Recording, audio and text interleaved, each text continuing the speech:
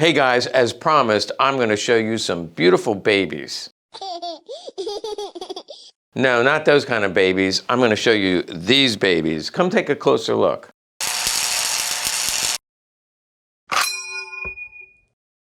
Okay, I already mentioned that we got a collection through Urban Defense, and we want to thank Dwayne from Urban Defense for bringing these or brokering these guns to us. I went over some 32 caliber pistols in the last video, and I promised you I would show you this collection of babies. Now, there's a lot of caveats I have to say. First of all, I don't typically collect these, and I don't think I've ever shot one. Something like this actually scares me to shoot because they actually call it a slide bite. You grab it like that and your little fat of skin comes over here, and when it slides back, it bites you. I do need to get to the range and shoot one. I did watch videos, so I know it can be done. And actually the video that I watched, these were typically pretty accurate, 10 to 12 yards. But after that, the accuracy diminishes a lot. There's not much of a sight on these because you're really not using this for distance shooting. This is for in your purse, in your vest pocket, up close and personal, last line of defense. This, by the way, is a Walther Model 9. So with all those caveats, I also am pointing out for the first time ever when I have these laid out, I almost never have tags with them. And true confession, the reason I have the tag is because some of these, there's so many that are similar and there's so many different varieties, I don't always remember which is which are 25, which are 22. You'd think it would be easy to know, but it's actually kind of hard. And so I have the tags here so I can look really quickly. So for example, we already did the Walther Model 9. They actually had a Model 1 through 9. And this one looks a lot like the Model 1, the Model 2, the Model 3, but it's actually a Model 5. And I can look at this and say, oh, this is a Model 5 in 25 caliber. For a Model 5, this is actually gorgeous, which is another reason I want to show you these. But going back to Walther Model 1 through 9, it's actually Colt, I believe, had the first design for a miniature or a very small 25 caliber pistol. It was the 1908 Colt. I don't have one here.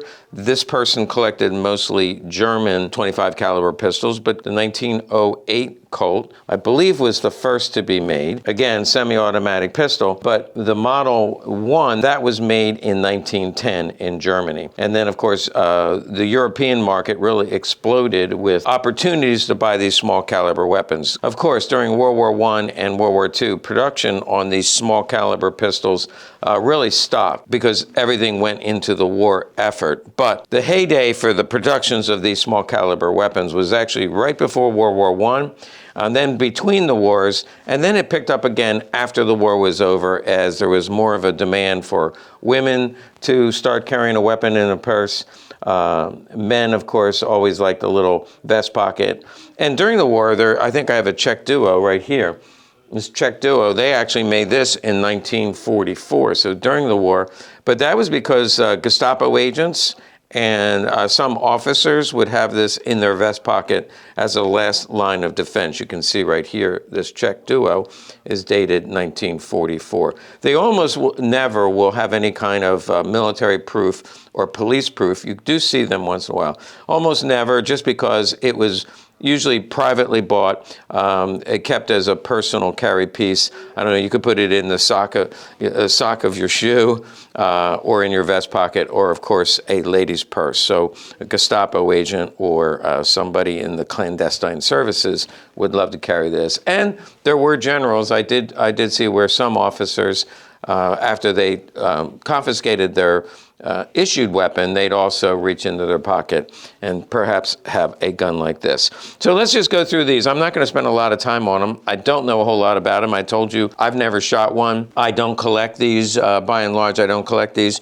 They always have the issue of making sure that the slide doesn't hit the fatty hand, and I don't have a huge hand, but if you have a large hand, it just I can get one finger here and a little bit of fat there, and that can be dangerous. So I already mentioned the Czech Duo, so let's talk about who made these. The Czech Duo, I mentioned Colt made them. There's the Colt Junior. Don't have one here. Again, the 1908, the Colt Junior. Walther made a lot of these. I mentioned Model 1, 2, 3, and then 5, and then Model 9. Model 9 was the last model of these made, but then after that, they made the TP, not toilet paper, but this is the Model TP, which is, I think, Tosh pistol, which is, Tosh is like a bag or a purse. So it's a small caliber meant to carry in a purse or something like a small wallet that you could keep a gun in. So that is the TP. This comes in the original box. You can see that's 25 caliber. These are very popular and very collectible. And then after that, they made the TPH, which is just an improvement on the TP. This one, I have to look this one up. This one is in 22 caliber, but they made them in 25 and 22. So what is the difference between the TP and the TPH? Excellent question. And this is modeled more, its design is more similar to the Model 9. You can see that the barrel, you can see the barrel on the top. It has no hammer. This is just a little bit bigger. And so when the shell ejects, it ejects out the top. But the TPH, again, a little bit better design, is more like the Model 8 in that it has an ejection port. You can see right here. So the shell is ejected out the side. So this is somewhat of an improvement. Also, this does work in double action. You can pull the trigger, and it does have a hammer. So the TPH is an improvement. This is actually dated. I can see the date is right here, and I think this is 1968. So this is made in the 60s, and the TPH is made in the 70s. Again, this comes in the original box. And the serial numbers on the side, and the serial numbers on the side of the frame. All right, so we did the Czech pistol, we did the Walthers. There's a lot more that could be said, but I just wanted to give you a broad brush of the Walthers. Also Beretta, you know, all the major makers of pistols in Europe would have made these small caliber guns. This is made by Beretta, and as I said in almost the intro, this is made in 1951. So after World War II is over, and this grip does look like the wartime Beretta, and that's a model 1934. This is actually a 418, a model 418, and I need the label to remember that. 25 caliber Beretta model 418. This is just in really nice condition. So there's a Beretta. There's another Beretta that's a little bit bigger, somewhat rare, and this has a Dural aluminum frame. I didn't previously mention, but that has a Dural frame. That's the TP, and this is the TPH. Also has a Dural frame. This is a model 948, and that's easier to remember because it's written right there, a model 948, and this is in 25 caliber. So that's a small caliber, 25 caliber Beretta.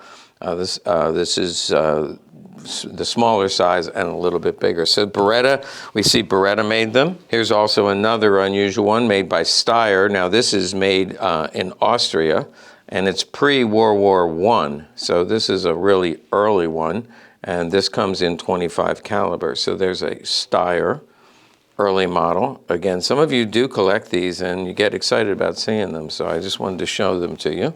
Mauser also is in the market. This is not the one you think of right away, but I think of the Mauser WTP. And there's not one in this collection, but here's a picture of the Mauser WTP. We sell those and they go very quickly. This, however, looks like a miniature model 1934. This is actually a model 1910. It has the grip like the 1934, and it's just a little bit smaller. This does come in 25 caliber, very popular and just in absolutely beautiful condition. And you know who else made a tiny, I keep saying tiny, small caliber semi-automatic? Might be a surprise to some of you, but you can see this on the grip. It says Simpson. Simpson without the P. And Simpson would be famous for a Jewish family. They made bicycles. They tried to get a contract to build guns or produce pistols. And the anti-Semitism in Germany at that time, they were never given a contract for World War I. Between the wars, however, the Treaty of Versailles really restricted their production of guns, but they did allow Simpson, because it was a Jewish company and had been excluded in the past, they gave them a contract to make German Lugers. So yes, Simpson made a relatively small number of German Lugers, other pistols, including small calibers, and this one is in 25 caliber. It has a bottom release magazine, very similar design, a little bit different, but this one I think is fairly rare.